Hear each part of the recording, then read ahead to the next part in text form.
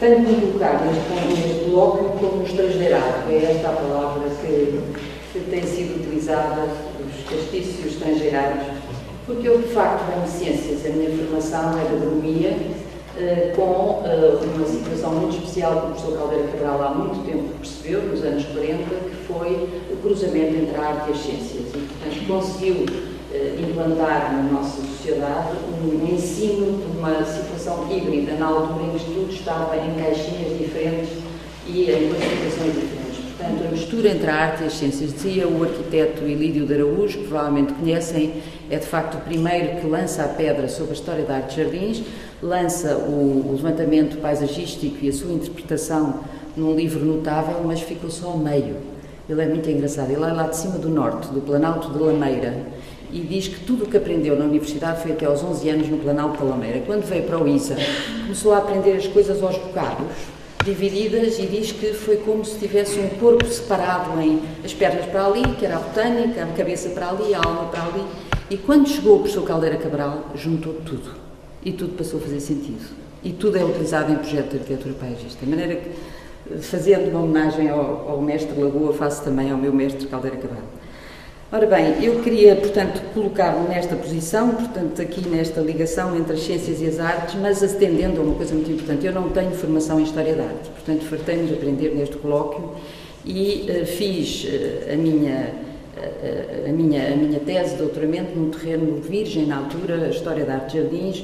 Tinha efetivamente só o arquiteto Ilídio a ter feito alguma coisa, e a seguir veio logo o livro do Hélder Carita, mas não numa perspectiva de arquiteto paisagista, portanto sabendo trabalhar as fontes, sabendo o que é hidráulica, sabendo a botânica, portanto juntando-lhe esse aporte de parte científica, mas sobretudo como um grande inventário, grande e bom inventário dos jardins portugueses. A palavra grandeza dos jardins em Portugal, eu estou em desacordo, é o título do livro dele, mas de facto nós não temos grandeza nos jardins de Portugal, basta comparar com os grandes jardins barrocos portugueses, europeus. Estou a pensar em Peterhof, uma peça extraordinária de ouro, de todo o ouro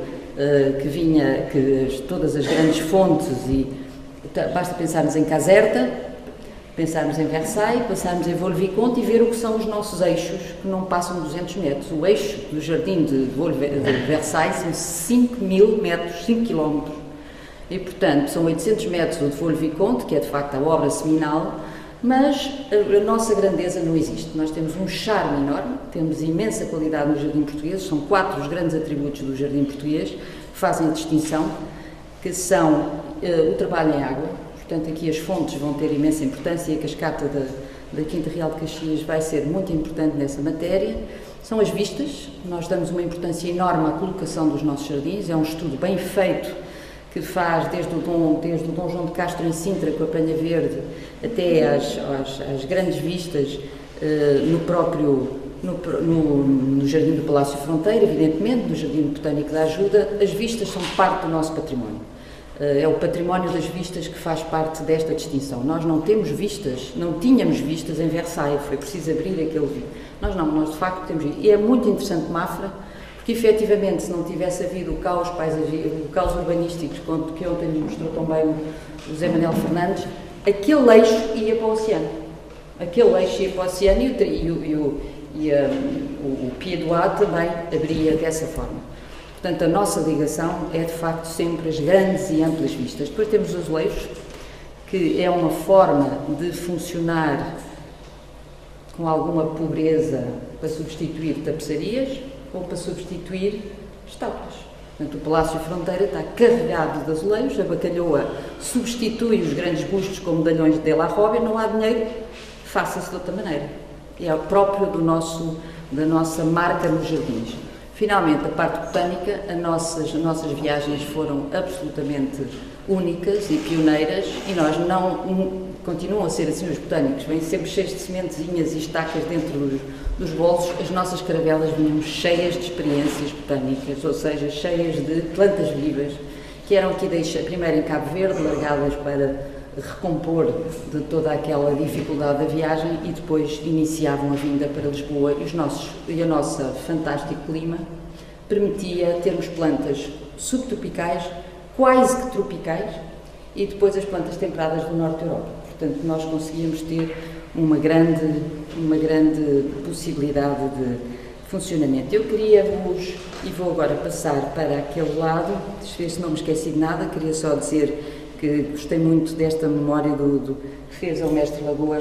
O mestre Lagoa, que foi contemporâneo do meu pai nas Belas Artes, e a contribuição do Lagoa para nos unir tem um ponto importante, que a Luísa Arruda viveu fortemente. Quando, a certa altura, quando estava à frente do departamento, já não estou, graças a Deus, quando estava à frente do departamento, tive que trazer um professor de desenho, porque os alunos não sabiam desenhar, isso era um problema grave, vinham todos de ciências, a última vez que tinham desenhado tinham 13 anos, e, portanto, quando no Conselho Científico tive que pedir um professor para desenho, perguntei ao meu pai o que é que havia de fazer, ele disse, pede ao Lagoa. Eu pedi ao Lagoa, com o qual tinha uma relação muito daquelas de parental, porque íamos brincar para o ateliê dele de manhã, aos domingos, com as pombas, e eu fecho parentes, já estou a ficar muito velhinha a contar esta história. Mas, enfim, só para explicar que foi fácil pedir ao mestre Lagoa, e o mestre Lagoa veio com a Luísa dar aulas em ergonomia aos alunos de arquitetura paisagista, que se lembram fortemente ainda desta marca que ficou e da sorte que tiveram de ter esta ligação da arte e das ciências tão próxima.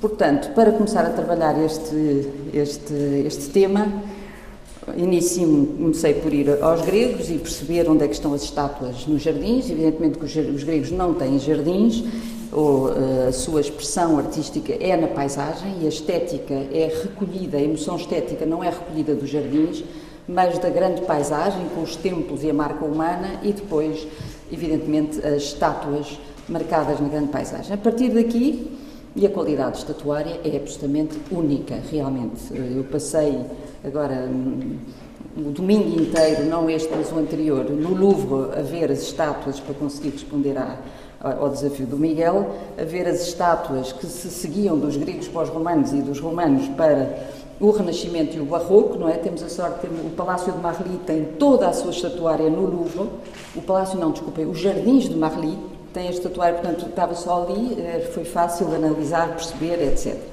Agora, o que é engraçado, o que estas setas dizem, e que me levam a concluir esta coisa perfeitamente de La Palisse, é que são 2000 anos a copiar temas e estátuas gregas. É uma coisa fantástica. Se a gente continua a ver, é uma coisa quase única. Eu julgo que nos jardins a evolução dos temas da parte botânica tem claras posições independentes em cada período. A botânica muda. Em relação à estatuária, ela vai sempre parar aos gregos.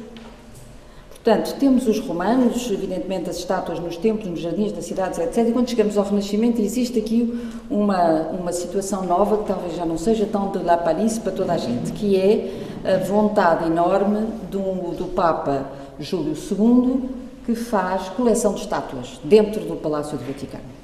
Começam a aparecer as estátuas, evidentemente as cópias das estátuas gregas e as próprias estátuas gregas, e ele começa a acumular.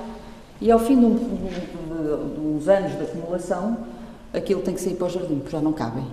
E, portanto, essa situação levou a que a estatuária entrasse no jardim renascentista, onde não estava. Se pensarmos no final da Idade Média, se pensarmos nos primeiros palácios dos Médicis na Toscânia, não havia ainda estátuas.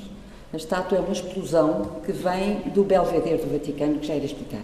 No período barroco, voltamos a ter estátuas, evidentemente, nos jardins e na cidade em si, na parte urbana, nas fontes, evidentemente, com imensa força. Atenção, que aqui cria-se um ambiente, já falarei disso depois. E, finalmente, no período paisagístico e romântico, continuamos com as musas. As musas gregas voltam outra vez no século XVIII e no século XIX. Não paramos de copiar as estátuas. E a pergunta é porquê? E não sei responder-lhe, mas é, de facto, absolutamente notável. E encontrei uma estátua equestre decepada do Nero, que trago só para fazer este contraponto, quer dizer, continuamos no bronze, continuamos no tema e esta maquete que já vimos amplamente neste congresso, que não vou repetir, e esta que continua, evidentemente, com estes temas citados e recitados Esta musa vai servir de musa da inspiração outra vez durante 2000 anos. Esta musa aparece-nos no jardim de Stourhead, no século XVIII, num groto, cá estão les nymphéas, dont vous avez besoin. No século XVIII, através de um jardim que é uma peça clássica de poesia, portanto, ele é a Eneida que é contada no jardim, portanto, mais uma vez o tema volta a ser um tema grego. O groto faz uma fabulosa enquadramento daquilo que é um lago completamente artificial e de um jardim com uma qualidade excepcional, é um dos primeiros jardins paisagistas, de um senhor banqueiro, e venho também encontrar, vou sempre fazer esta ligação, no Palácio de Belém, esta musa que pertenceu, porventura, ao conjunto do século XVII, de um senhor importante do qual iremos falar. Aqui temos só o Jardim do Vaticano, o Belvedere e a situação de entrada das estátuas para dentro dos jardins. Em França, Henrique II e Francisco I iniciam, como sabem, não vou falar nisso, iniciam esta entrada, esta absorção dos dados italianos. E um personagem único para a história dos jardins chama-se Diane de Poitiers, é amante de Henrique II e depois a seguir de François I. Ela dura até aos 80 anos, é uma caçadora inveterada. Tem uma coisa extraordinária que é aquele, estão a ver aqui, isto é uma piscina onde ela nadava todos os dias. Fantástico. Estamos em 1530, qualquer coisa assim. Estamos nós a construir o bacalhau cá em Portugal. E, portanto, esta Diane de Poitiers, fascinada pela caça, vai encomendar, provavelmente e sem se saber, peut-être vous le savez, a Benvenuto Cellini, esta belíssima peça, que é uma cópia, evidentemente, de uma peça grega. Vamos passar para a bacalhoa muito rapidamente, e aqui temos, já depois da restauração, entre aspas, mutilação, do Comendador Berardo, temos uma homenagem aos ilustres do mundo clássico, que já lá não estava quando foi adquirida pela senhora Stouffville. Este muro era uma chegada ao grande pavilhão, que é a Casa de Fresco, onde se faz a celebração de Afonso de Albuquerque, nascido sob o Tejo em Alverca, e estes medalhões, que felizmente foram registados, silêncio que o Miguel se queixa, o silêncio visual, de vez em quando tem umas abertas, e este é um trabalho da Quinta da Bacalhoa que nos permitiu saber o que aconteceu aos medalhões de La Róbia. Não tínhamos dinheiro para as estátuas, compramos de La Róbias. E o que temos, outra vez, o Aníbal, o Alexandre, o Divino César, o Cipião, portanto, voltamos a ter as peças importantes do mundo clássico sempre a servirem de base. Ainda mais engraçado é este posicionamento, como diz o Camões, calce de Alexandre e Trajano, por aí fora, que nós portugueses é que somos bons. E reparem, temos aqui o Eufrates e aqui o Douro. Portanto, este confronto entre estes medalhões permitem trazer o mundo clássico, a grandeza do mundo clássico, à nossa mais reduzida dimensão, com ambições que, evidentemente, chegaram, como sabem, até ao fim do mundo, até aos extremos do Oriente. Este leão funerário, que eu julgava, sinceramente, até há poucos dias, que era uma peça que fazia parte dos jardins do Renascimento e que depois tinha sido... Pois não, mais uma vez, são os gregos que têm o copyright destes originais que serviam para várias coisas e depois nos aparecem em vários sítios. Eu peço desculpa pela qualidade deste leão, que é uma peça muito bonita, mas não há maneira de a fotografar. Ela encontra-se no Jardim Botânico Tropical, que é a minha última... É com este jardim que eu concluo sobre a estatuária em Portugal, nos jardins, porque está realmente uma lástima, uma verdadeira lástima. Uma coisa muito interessante, e que só nos aparece já no mundo romano, este casal como decoração de uma fonte. Portanto, a água saía por aqui, e é uma escultura doméstica, portanto não tem intenções nenhumas de divindades ou de grandes mundos clássicos. Este tema não passou os séculos. Este tema não ganhou moda.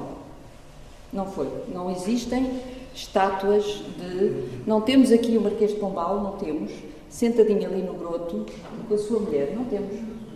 Tem muita piada, mas isto existiu num momento nos jardins das vilas italianas, romanas, isto existiu. E a pergunta é, porquê é que isto não prosseguiu?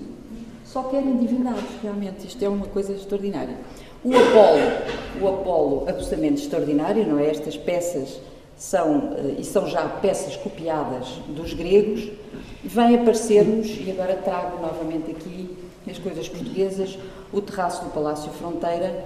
Este Apolo faz parte de um conjunto que indica uma composição astrológica. Eu, no livro que escrevi sobre o Palácio Fronteira, afirmo com um risco enorme, porque estou a entrar na área, estou na vossa área. O meu risco é dizer o seguinte: existe uma ligação direta entre o Palácio Fronteira, a celebração da nossa nacionalidade e depois os Lusíadas. Portanto, começamos logo na fonte central com a Hipocrene e com as musas, seguimos para os reis de Portugal todos lá em cima, não é? Evidentemente que eles subtraíram os Filipes, passamos para o Jardim de Vênus, que eventualmente pode ser uma réplica da Ilha dos Amores, e depois quando chegamos ao terraço, esta é forçada a réplica, mas é pela botânica que chegamos lá, porque o Conde Ficário fez a botânica dos Lusíadas, e aí foi-nos fácil comparar com o inventário da Marquesa. O inventário dá-nos as plantas que existiam e cruzámos isto com... Ora bem, este aqui é mesmo forte, são as várias estátuas que são a linguagem mais evidente de um jardim, a linguagem simbólica. Estas estátuas correspondem àquilo que o Camões descreve como o momento astrológico da saída das caravelas. Portanto, ele fala do Sol, fala de Marte, fala de Vênus, fala da Lua, enfim, conjuga, e eu tenho pena de não vos poder ler, mas enfim, ele conjuga e isto repete-se nesta estatuária. O momento de partida de Vasta Gama, eu disse Camões. O momento de partida de Vasta Gama é muito mais importante do que o momento de chegada, porque esse podíamos ter a certeza qual era, foi aquele momento estudado para se sair no bom momento, enquanto que a chegada não era segura. Este é o Cronos, e voltando outra vez a este inventário grego dos copyrights dos gregos em relação à estatuária, sobretudo à estatuária dos jardins, este menino a agarrar no ganso, vai-nos aparecer agora a agarrar em várias coisas, nomeadamente nos golfinhos. Este é o Palácio Fronteira. O restauro que acabámos de fazer permitiu voltar a pôr as fontes em funcionamento, não funcionavam há 100 anos, já ninguém as via, e foi uma grande alegria ver todas estas fontes a funcionar, inclusive aqueles jockey que vêm no muro, que servia para as pessoas se sentarem, e uma vez sentadas abriam-se os guichos e molhava-se toda a gente. Isto acontecia em Nápoles e é descrito no Poggio Reale em Nápoles, e aqui o encontramos novamente com estes grandes mestres da hidráulica que fizeram um trabalho notável no Palácio Fronteira. Estes que toda a gente conhece encontram-se na fonte central, e vamos passar para a Afrodite púdica, que nos aparece aqui assim, púdica mas pouco, com o original grego, e que nos aparece com uma peça com muito menos qualidade. É impressionante como se perdeu, não é? A qualidade extraordinária deste drapejamento e destas coisas que o Miguel, com os vários jardins que já visitámos em conjunto, me faz sempre ter atenção. Olha para a qualidade desta, e a pobreza, se quiserem, desta peça, que é, no entanto, uma Vênus, mais uma vez. A Vênus encontra-se no tal Jardim de Vênus, e vamos agora passar para outro jardim. Estes jovens guerreiros voltam a ser repetidos, agora num sítio pouco visitado. O Jardim Botânico da Ajuda não é esse que é pouco visitado, mas encontra-se por baixo da escadaria este príncipe Dom José, filho mais velho da Dona Maria, com um ponto de interrogação, parece que seria ele. Este jardim foi feito para a instrução dos príncipes. Portanto, quando Dom José manda fazer o jardim, é para a instrução botânica dos príncipes, fazia parte do apanágio e do conhecimento destes jovens, esta parte cultural. E voltamos outra vez, e agora vamos entrar na Quinta Real de Caxias, que todos conhecem, esta equipe que voltou a recuperar o património bem-aja. Para nós é muito importante e é uma fonte de muita esperança. Estas cornucópias que nos vão aparecer já interpretadas e reinterpretadas e que estiveram no jardim da Quinta Real de Caxias e que evidentemente vêm fazer parte deste colóquio pelo facto de serem assinadas por Machado Castro, não é assim? A flora e depois esta Ceres, que nos aparece aqui na Quinta Real de Caxias, julgo pintada de cal, não é, Isabel? Eram estas as formas de pintura, um métier de la chaux, au lieu de mettre du doré, on n'avait pas d'argent. O guarda romano da Quinta Real de Caxias e, novamente, a Artemísia Diana de Versailles. Evidentemente que esta Diana de Versailles foi utilizadíssima em Versailles, como todos sabemos, era um tema da maior importância, a caça do rei, provavelmente tão importante como o futebol hoje. Quer dizer, aquilo tinha em si, levava massas atrás, la chasse et le football, porque era um momento importantíssimo de junção e de desporto e, enfim, sobretudo encabeçado pelo rei no espaço exterior, portanto, tudo aquilo tinha um enorme efeito. Este tema é, portanto, um tema muito querido nos jardins, e nos jardins barrocos, portanto, que seguem a linha de Versailles.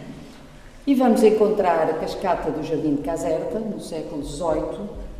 Eu faltei algumas das apresentações, provavelmente esta imagem já apareceu, ainda não. Mas Caserta é um jardim absolutamente extraordinário, do Luigi Vanvitelli, que faz a sua expressão italiana destes jardins barrocos. Simplesmente tem uma sorte, é que tem um caudal de água que nós não temos e nunca nos encontramos em situações de ter tanta água. Vanvitelli vai fazer uma das grandes, vai fazer a cascata e pode ter sido este o modelo para a cascata da Quinta Real. A prova, não sei se está concluída, se calhar é uma coisa para discutir. Os jardins de Caserta vão ter este tema, da Diana, novamente a deusa, entre as ninfas a lançar a sua vingança contra o caçador que se atreveu a surpreendê-la na sua intimidade da fonte de Partenaia. Frente à grande cascata, a Theone foi transformada em veado e rasgada aos pedaços pelos cães por espiar a Diana e tomar banho.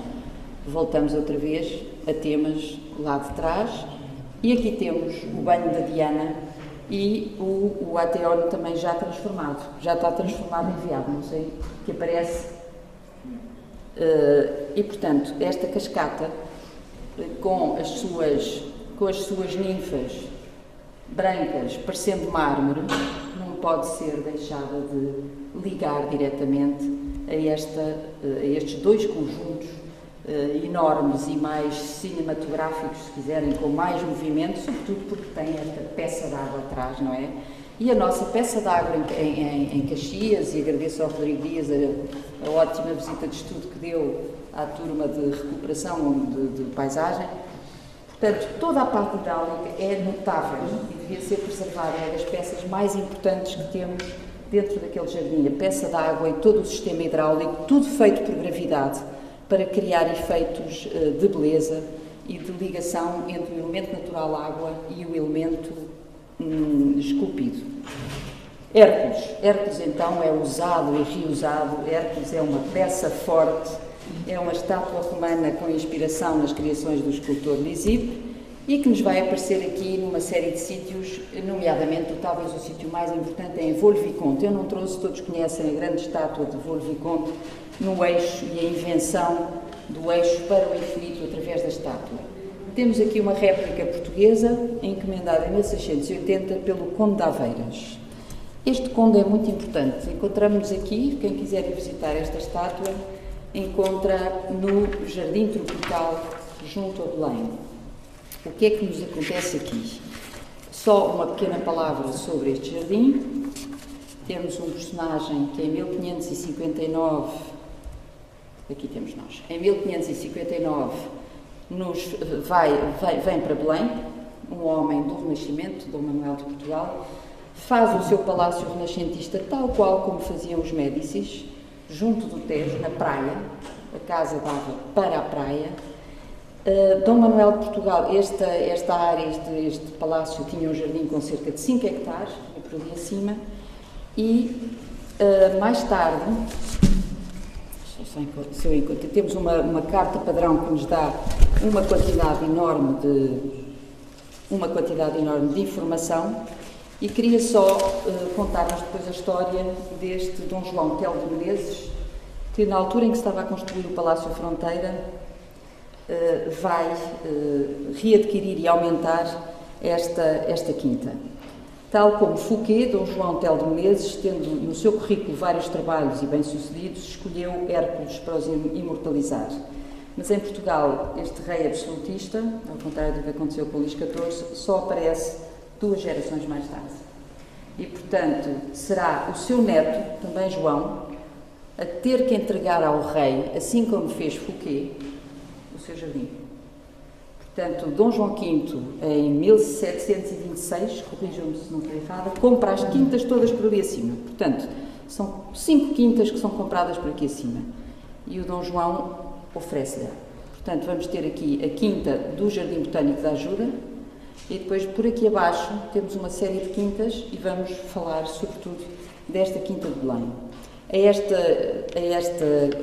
esta compra, outras seguem, permitindo definir a propriedade real, que atinge então 7,5 hectares. Reparem como esta propriedade volta a ter os eixos, os famosos eixos, digamos, geradores e importantes no Barroco, e no qual, evidentemente, vamos encontrar um Hércules, que é este. Não sei se esta peça é conhecida porque ela está toda cheia de ervas à frente.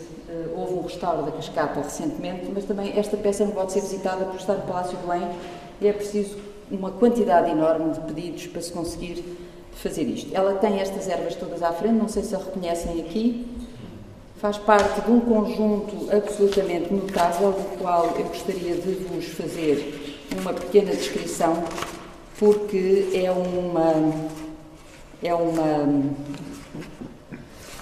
a carta padrão diz-nos o seguinte. A carta padrão diz-nos o seguinte. O proprietário, antes disso, o proprietário é Dom João Telo de Menezes, primeiro conde de Aveiras e vice-rei da Índia, 1640 a 45. E assistimos na Quinta de Belém a um novo investimento nos jardins que deixará a marca do século das luzes, um lago, terraço e feitos monumentais.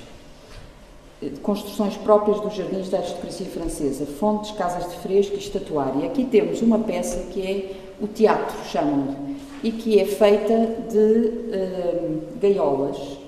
Isto são gaiolas, podem vê-las, aqui num desenho um pouco fraco, umas gaiolas onde existiam pássaros e depois lá dentro uma grande quantidade de bebedouros de água. E lá temos o Hércules, como podem ver. Novamente o sistema hidráulico é notável, encontra-se no topo desta cascata, e o efeito no lago permite esta duplicação da imagem. O nosso Hércules está atrás desta pianha e os efeitos, e neste momento foram tirados os gradeamentos e, portanto, só se vê esta colunata.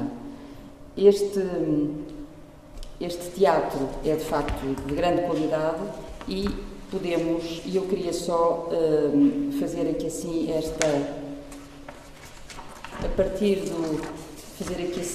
não estou aqui a encontrar tudo.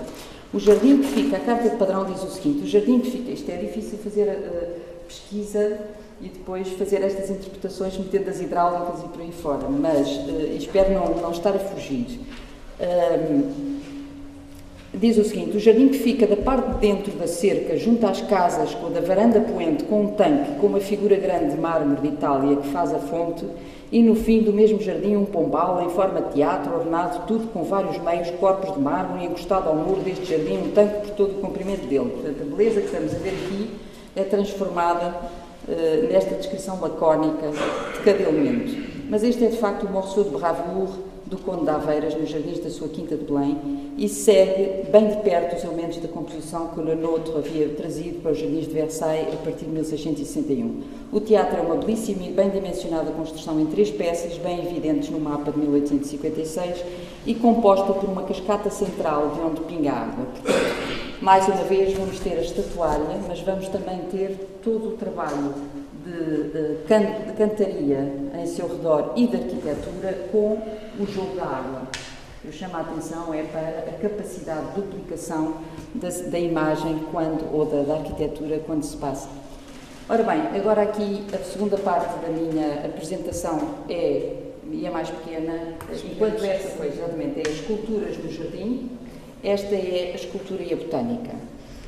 Falou-se neste colóquio da coalescência da arte e da ciência e eu gostava de referir e sublinhar, de facto, no aparecimento da Academia das Ciências, o Duque de Lafões junta, e isto é muito sintomático, o Machado Castro, o cientista Vandelli, de que vamos falar agora, que faz parte dos fundadores, o Brutero, de que vamos também ouvir falar como diretor deste jardim, e o Correia da Serra, de que ouvimos longamente falar pela professora Ana Simões. A segunda parte desta coalescência é feita com o desenho científico. E o desenho científico tem uma história em Portugal de grande interesse, porque o Brutero foi estudar para a França, estudou no Jardin des Plantes e teve uma importância capital no nosso conhecimento científico, trazendo, evidentemente, a parte artística. O Jardim Botânico da Ajuda é uma peça onde se junta também o Museu de História Natural. Aqui temos a escadaria muito parecida com a escadaria da Bem Posta e que se é atribuída a Manuel Caetano de Sousa, portanto, ou melhor, não é atribuída, sabemos que foi Manuel Caetano de Sousa que fez tudo isto, porque o Vandelli, a quem tinha sido pedido para fazer o Jardim Botânico, não tinha interlocutores científicos em Lisboa, não havia ninguém que soubesse. Ele é chamado para Coimbra e é puxado para Coimbra e ao fim do ano de ter entregue esta peça para trabalhar, ele segue para Coimbra, ao fim do ano, e inicia o trabalho. E este fica a ser feito por quem? E é aqui que eu julgo que, depois de alguma pesquisa, entronco aqui a colaboração do Manuel Caetano de Sousa. Manuel Caetano de Sousa vai trazer uma série de frustrações. Imaginem que é um arquiteto infantado da Casa Real, não é? A não poder construir nada, senão ver construído por uns cenógrafos a Barraca Real. Quando finalmente, depois de Mafra, depois de todo estou a ver ali a Raquel vai cair em cima com esta pergunta, mas eu imagino como projetista ser nomeado para a casa para trabalhar e depois, olha, desculpem, Pedra e Cal não, só barracas. Quer dizer, isto é... Portanto, o que é que ele fez? Há aqui uma vingança no Jardim Botânico. Ele inicia o trabalho no Jardim Botânico esperando que um dia o Jardim Botânico venha a ligar-se ao Palácio, que um dia há de passar este trauma do rei. E, portanto, todo este jardim é desenhado para ser o primeiro parterre de um jardim real com o seu palácio. Como isto nunca aconteceu, ficou sempre um bocadinho coxo, mas não há em sítio nenhum uma balaustrada com esta qualidade e que demorou 10 anos a fazer e que é depois descrita pelo Beckford e por aí fora. Aqui temos o Príncipe, novamente, e aqui temos aquilo que me pôs na pista de quem é que investiu tanto num jardim, que o Vandelli, já agora digo-vos, o Vandelli começa a desprezar este trabalho todo e diz, não pode ser, como é que é possível fazerem este trabalho e gastarem tanto dinheiro? O jardineiro administrador, na minha ausência, tomando gosto ao governo independente pela proteção que tinha adquirido, chegou a pouco e pouco a não querer executar o que eu determinava em benefício do mesmo jardim-museu, deixando-se quase totalmente a cultivação das plantas a qual era destinado, tomou gosto pelas conchas e outros animais do museu e a querer ser arquiteto, de maneira que deixou perder a maior parte das plantas. O grande e desproporcionado tanque, que é este que vimos, que contra o meu parecer, com tal antigo risco foi construído, está quase acabado. Nele, não obstante os seus defeitos, se admira a grande habilidade dos escultores portugueses. Isto é engraçado. Portanto, ele aceita esta qualidade dos escultores portugueses. A planta desta escadaria é absolutamente notável, não é? É um círculo que se desfaz em 2 círculos para se poder descer e a projeção desta balaustrada neste círculo revela um artista de grande qualidade. Isto é atribuído ao canteiro João Gomes. O Aires de Carvalho encontra e faz referência. Segundo o Aires de Carvalho, peço desculpa, mas não posso deixar de citar, apesar dos meus colegas no Conselho Científico terem dito não seriam os alunos de Machado Castro, não é seguro, mas isto é o que vem neste momento nos documentos que esculpiram estes elementos que compõem a fonte central do Jardim Botânico. Atenção, que já não estamos a copiar a Grécia, isto eu gosto muito. É o Jardim Botânico da Ajuda Castiço, que tem a sua identidade própria, porque tem um museu extraordinário lá atrás, onde chegam as coisas todas do mundo, e este João Gomes é chamado para fazer, e faz de facto peças notáveis. Na folha de ornato do mês de março de 1787, João Gomes apresentava a conta de um golfinho para a cascata do Jardim Botânico. Desde janeiro de 92, João Gomes fez uma empreitada, umas 49 conchas com o seu ornato, e vai para aqui fora, e o cavalo marinho, e por um peixe que vai entre os cavalos marinhos. A beleza destes patos é simplesmente copiada do próprio original. Isto não vai para a Grécia. A sensação que eu tenho é que isto tem uma identidade sozinha, e um jardim, como sempre, é um código de leitura de um momento da civilização. E este jardim celebra definitivamente a chegada e as grandes viagens filosóficas onde se traziam plantas e animais e onde se descobria o mundo. Portanto, esta fonte foi toda restaurada, foi um trabalho hercúleo, desmontámos tudo na altura em que se havia dinheiro, desmontámos tudo isto, voltámos a pôr as tubulagens todas, foi uma coisa inesgotável de trabalho, 94, 98, mas agora já está outra vez entupido, não é? E a extravagância das formas da natureza colecionadas no Museu de História Natural são, de alguma forma, esculpidas nas fontes do Jardim Botânico.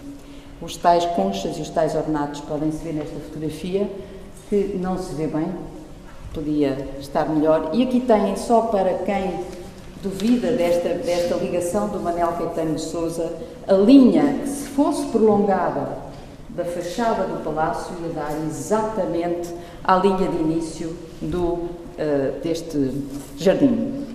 Só para terminar, a flora lusitânica, feita por Brutero, quando ainda não é diretor do Jardim Botânico, em 1804, Brutero é um homem completamente contemporâneo, vive 80 e tal anos, é contemporâneo do Machado Castro.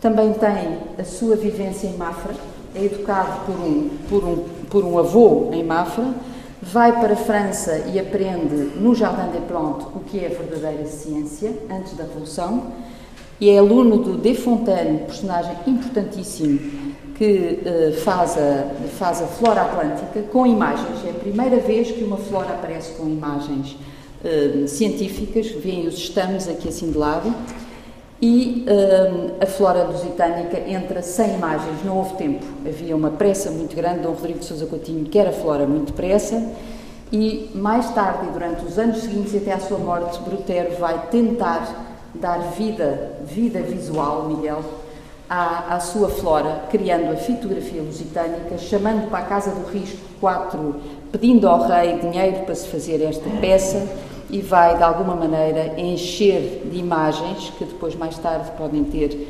importância. Isto é uma imagem de Mafra, Zé Manuel Fernandes, em que o caos urbanístico foi ultrapassado porque eu pedi ao fotógrafo para subir a um poste de eletricidade. E, finalmente, Brutero é reconhecido, ao fim de 100 anos, como um grande mestre, mas aqui voltamos outra vez à Grécia e voltamos outra vez a esta fantástica peça sentada do Sócrates, a qual tem depois uma imagem repetida em Lamarck e no nosso Brutero, em Coimbra, com um pedestal e uma peça centrada. O lamento que eu faço é o facto de termos dois jardins, porque na Primeira República foi truncado o jardim da Quinta Real, e aparecer este boceto extraordinário feito por este Masuoli, que está neste momento assim, no meio dos bambus, lá no meio de uns provavelmente alguém tem conhecimento disto, mas esta fantástica peça que vem de um aluno dos ateliês de Bernini está decapitada e completamente estragada entre dois armazéns de plantas e de adubos no Jardim Botânico Tropical. A Caridade de Roma também se encontra, e termino só com esta triste nota de que não estamos a tomar conta das nossas estátuas nos jardins, Miguel. Muito obrigada.